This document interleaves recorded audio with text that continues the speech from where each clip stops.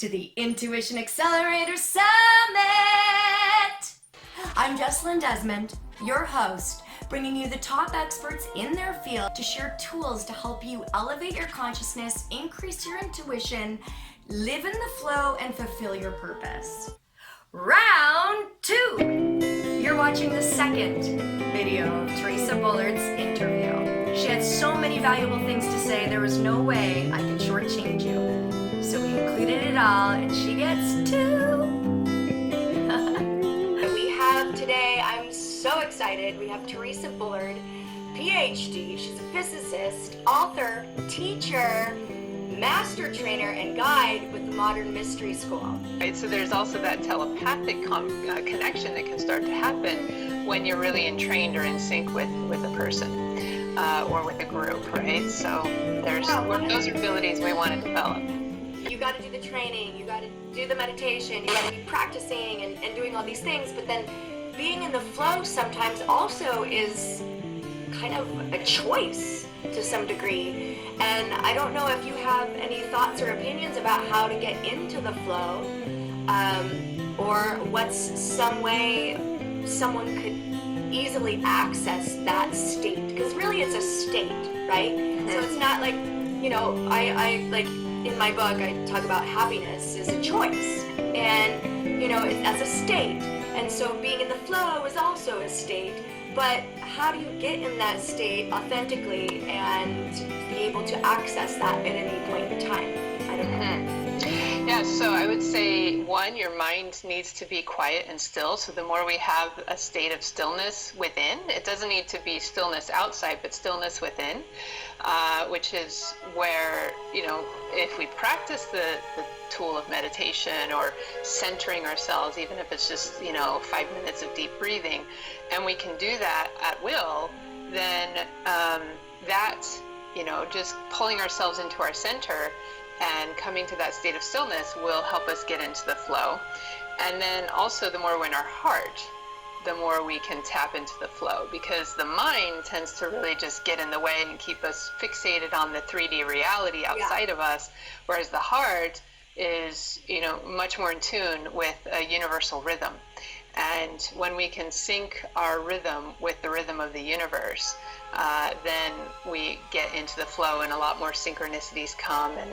But we have to open up, it's like we have to be expanding our awareness to not just looking at our phones and getting into this tunnel vision and shutting out what's going on. We have to really, broaden our perception and expand into the field around us, and be aware of our periphery, and that expansion, that heart-centeredness, that quiet mind, those are the states that we need to access to be really in that flow.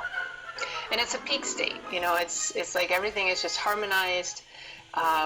We have, everything synchronizing, and like in brainwave technology, for example, when we're in too much of a beta mindset, beta is 13 to 35 hertz or beats per second within the oscillations of the brain. That's when we're really just focused on the 3D outer world. But when we can start to relax the brain waves and start tapping into an alpha state or even deeper, and that means we're going below 13 hertz of the brain oscillations. Now an alpha means like light relaxation, daydreaming, light meditation, relaxed breathing, taking a bath or a shower, those moments, you're still aware of the world around you, but you're just more relaxed and more intuitive. And that is when we can start to access that flow, access that inner voice, sort of that guidance, that intuition that's coming through. And then when we really reach a peak state, often the gamma frequencies come in as well, which is a much higher frequency above beta, but it synchronizes the whole brain and the heart and everything together. So there's the science again behind it, but ultimately that state of being is one of heart center, quiet mind, openness to the feel around, and really perceiving. Well, first of all, I want to know, are there any measuring devices to figure out when you're in these different states? I feel like I've heard or seen people wear these headbands or something that are trying to help them meditate, and I'm not sure if that actually measures when you're in the gamma state or what, or do you know how one can measure that? Like, how does someone find out, you know? Sure, there's some biofeedback techniques, which is basically what those devices are. So there's like something called the Muse, which I think is getting really popular right now, where it's just a single electrode that goes on the forehead, and that's measuring some of the brainwave frequencies more probably in the prefrontal cortex area. And there's others that are more elaborate, and they have multiple electrodes that, where you put it on and it will take a more accurate scan of the brainwave frequencies happening. And then people they have some of these apps that interface with those devices where it'll teach you like breathing techniques, or here, look at this image on the screen and, focus on your breathing while you do. And it'll teach them with the biofeedback coming in to learn how to relax. There's also the heart rate variability monitors with the HeartMath Institute. Right. So rather than doing brain frequency stuff, it's about heart rate variability and the coherence of the heart and that heart rate. And those are really effective as well. So some of the HeartMath techniques are probably some really good ones to check out for getting into that heart coherence state. So I was at the Gaia Sphere for Greg Braden's retreat thing that he did there, and I was one of the people that came up on stage, and he measured the heart-brain coherence, and he was like, wow, like the whole time I was completely coherent with heart-brain cohesion, and he was just like, okay, this has got to be, he's like, you guys are going to think that this is fake or whatever, and he was really impressed, and it's like, it's also because I do a lot of work, and I actively practice being present, and when I'm in that state, it is a very, I call that a flow state, what you said to a peak state. I like the word peak, because it's not like a dull thing. I mean, it's literally like you're actively watching and just listening to everything. And he was like, okay, here, we gotta do this. Okay, what's 69 times 4 minus 5? And I was like, he's like, okay, perfect. See, this is not a joke. He's like, this is not just rigged. This is a real thing. And all of a sudden my heart-brain cohesion went down because he was starting to ask me some math questions. Right.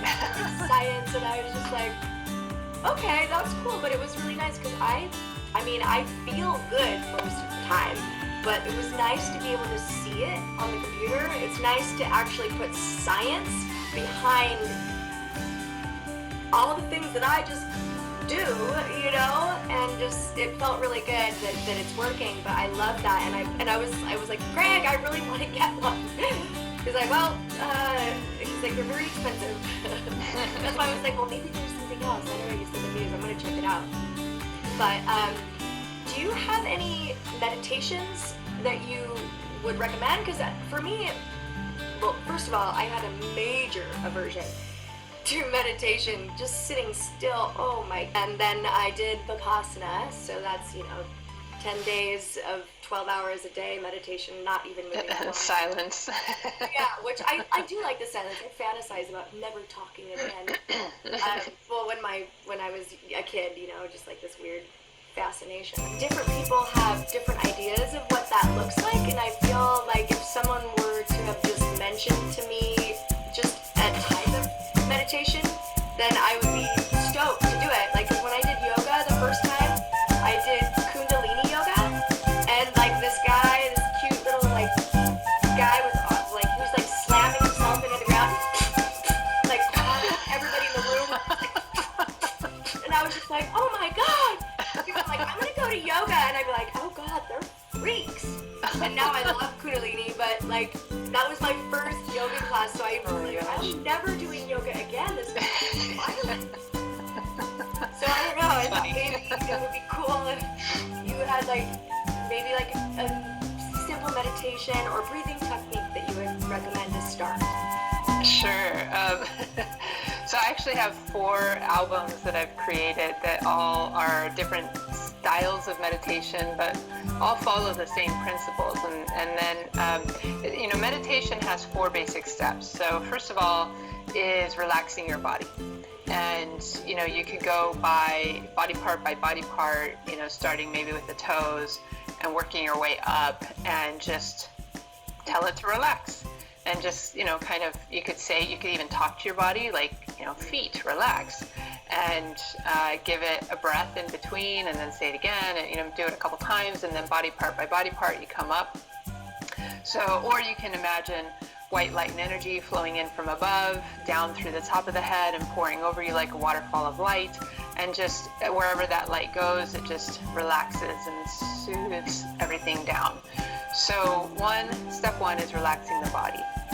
Step 2 is proper breathing, and you do them at the same time, right? So proper breathing, I would say the best way to help you relax is to breathe in through the nose and then breathe out through the mouth. So there's lots of different breathing techniques, but if you breathe in the nose and out the mouth, it really it's a more calming, and you want to take deep breaths, right? So instead of breathing up high in the chest, you want to take it down, and you want to breathe deep into the belly. So try to breathe at least into the diaphragm, if not into, the best is to breathe into the heart, which is just below the navel. And the more you pull the breath down there and take long, slow, deep breaths, it's actually the out breath and whatnot is stimulating the vagus nerve. And when you stimulate the vagus nerve, especially if it's a long breath, when you're stimulating the vagus nerve, it is signaling the parasympathetic nervous system to cause your body to relax. And that will also support, bringing you into a more coherent heart state and so forth. And then third step or piece to supporting getting into a meditation is visualization. So you can, again, just visualize the light coming in. You can visualize like a river and just sending your thoughts into the river. You can visualize, working with the chakras and opening up each of the chakras. So there's different ways to visualize, all of which you're doing the breathing, you're relaxing the body, you're focusing your mind through some visualization process. And then those 3 steps help to get you into a meditation. And when I say into the meditation, what I mean is a quiet state, right? You want to get into a quiet mind state. And, most people, they would say, I can't get my mind to quiet down.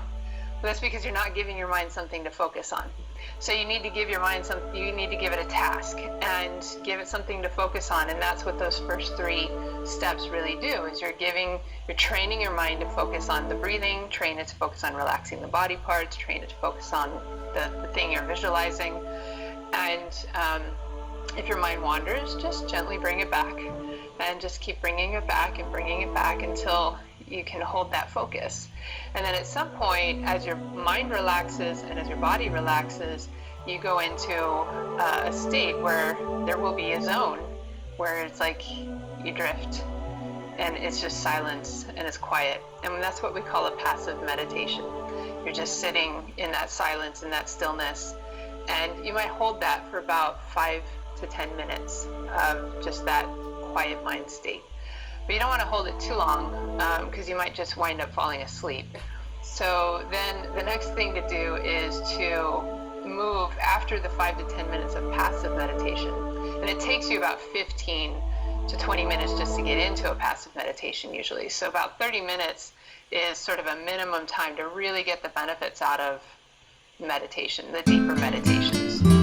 You can get benefits right away from just 5 minutes of focused breathing every day, and that will already start to rewire the brain. But if you want to really start getting the most out of meditation, it's sort of a minimum of 30 minutes. And then the longer you can extend it beyond that 30 minutes, and you shift out of passive and into what we call an active meditation, which could be any kind of guided visualization, working with building up sacred geometries in your mind, working with a mantra, contemplating a question, going on a journey, asking for guidance. There's all kinds of different ways to work with active meditation. But those are the 4 key steps to meditation. And whatever the style is. If it has those 4 steps, then it's probably good. But if it's lacking one of those steps, then you're maybe not getting the most out of your meditation that you could be. And so like I said, I have 4 different albums that people can find through my website, all of which help aid meditation. So, I also find that it's helpful to have the right music to support, because that harmonizes the brain automatically. And then in those meditations, we also have binaural beats or brainwave entrainment to support as well, to train the brain in how to get into that relaxed state. And then the meditations that I work with are all also, most of them are about how to access a quantum state of consciousness, where you really access into the quantum gap, or a state of heightened awareness, and from there it then takes you through how to access and how to use that, right, for creative work or for seeking guidance. I can't wait to check it out. And my first one that I did was called Quantum Insight, and it's works with something. It's more of an alchemical, kinesthetic style of meditation. So people who are maybe not as good at visualizing, they can still really get the kinesthetic process of it. It works with the chakras. It works with breathing, and it's stimulating the pineal gland and so forth. The second one I made is called Creative Alchemy, which is a creative formula. So it's like accessing a heightened state of awareness, and then in that heightened state, you maybe ask a question or plant an idea of something that you want to work on, like a creative project, and then you step that energy down through the different stages of the mind and idea, thought, planning into action. So it's sort of like, taking the idea of intention and the law of attraction, but then amplifying it through this meditation technique called Creative Alchemy. And I draw from quantum physics, I draw from alchemy, I draw from the Universal Kabbalah to support that formula for creative work. And then I have 2 that are working specifically with accessing the quantum zone, or what I call the quantum gap. One of them is a deeper meditation into that quantum gap, and the other one's a short meditation that's sort of how to do it throughout your day. When your eyes are open, you're just working with the senses, you're paying attention to the gap or the moments between, and integrating that heightened state throughout your day. So those are the 4 meditations that I've created that are available online for people. They're MP3s. I think I've done them with collaborators, and collaborator John Epperson, who has a Bandcamp site, higher-music.com, I believe. Okay, cool. Or they can also find it through my website. So I have this technique that I like to do for me, because I just kind of like, anytime like I'm in this deep meditation and I have a thought pass by, I'm like, mind, like, I just like, I call out mind, and I'm like, oh yeah, mind, okay, never mind. Because like I literally, and that's been like my thing. But I also really enjoy like walking meditation as well, where you're not really paying attention to things out there, but you're paying attention to like everything in here. And I love that. I'm definitely excited to check out the quantum gap. I love that. Just like listening to the silent parts. Yeah. And mindfulness is really popular these days, but what I find with mindfulness is that it's just sort of the early steps. It's just paying attention, right? So it's not taking people into the deeper states of meditation, which is ultimately the bigger goal of meditation, is to be able to train ourselves to relax and drop our brainwave frequencies into what we call a theta state, and hold that and sustain that for as long as possible without falling asleep and without coming out of it. And so that's the discipline of meditation. But when you can get into that, when your brain's in a theta state, it's like your body goes into this natural healing state. You're much more connected to the universal mind. There's so much more energy, and you'll feel super renewed from it. So the biggest benefits of meditation are when they can get into a theta. So it's going to be a deeper meditative state than what people get with mindfulness. But would you say that that's the same state to do Reiki too? Is that theta state? Is that the more when you're doing healing work like Reiki or any other form of healing work, the more you can drop your brainwave frequencies, the more energy is going to flow. So, at the very least, people people need to be in an alpha state to flow Reiki. But if they can get into a theta state, that's when they're basically getting their ego out of the way and just being the conduit for that pure, energy to flow through. And the more we are in stillness and quiet and, dropping into theta, the more powerful the flow of the energy will be. I love that. Do you still practice Reiki? I do, yeah. I practice a form of Reiki called Ensophic Reiki, which is a variety that has been brought through the mystery school tradition. It's actually based on the ancient, direct lineage from Japan, Jikiden, and then it goes further with working with what we call the Ensophic Ray, and it's super powerful. I had learned, as I said, I'd learned Reiki from more of a Western, sort of lineage for 6 years prior to the mystery school. But then when I came around to the Ensophic Reiki, it was like, it was super powerful. I was blown away by it. So I do some of that. I have lots of different healing modalities that I've learned through the mystery school by now. So I focus a lot more on activating people's potential with something called the life activation and the full spirit activation. And I tend to be more on that direction as that empowerment, how we can use these tools for empowerment, not just healing, but when people do have something that's more physical or mental and they really need to heal, then I would definitely turn to the Ensophic Reiki. I love what you're up to, and I love how similar our purpose is, and helping people really transform this 3D world, pain, suffering, all of that. I mean, it's everything. My dog wanted to come over here and say hi. I got Jesselynn. So cute. Thank you so much, Theresa.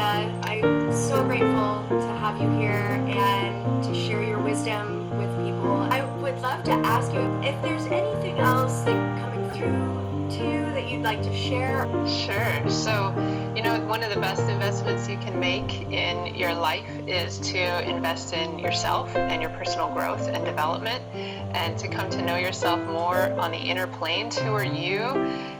Like if you were to ask yourself that question, who am I?